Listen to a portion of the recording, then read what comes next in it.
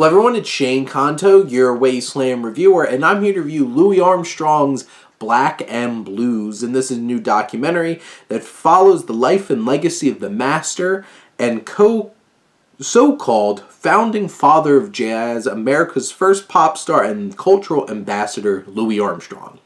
And right off the bat, from director Sasha Jenkins, there's some great footage of him performing, which is an absolute delight to watch. He was such a charismatic presence, such an amazing musician, and such an impactful presence standing there performing for people.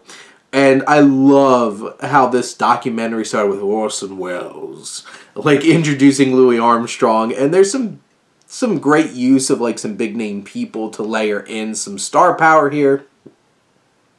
If Louis Armstrong wasn't enough. But you get a good sense of who Louis Armstrong was, how he came about with his career, how he made such an impact, and where his legacy would go.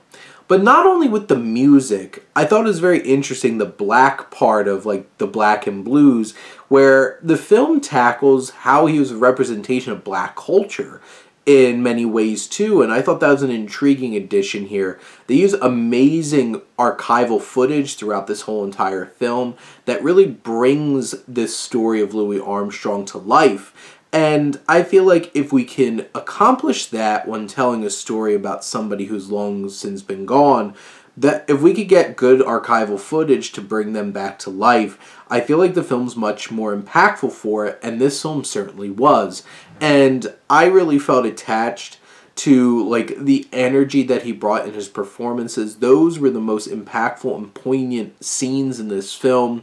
Being able to see him perform and do his thing while also getting a sense of where he fit in to everything going on in our country, in our society, and the evolution of music and the impact that he had, hearing the impact he had on other people and the legacies that they created together. This is an impactful and engaging film, even if in many ways this is some standard documentary affair, but it's elevated by great archival footage and a poignancy of what Louis Armstrong represented, what he was able to do with his career, and I was definitely a big fan of this film.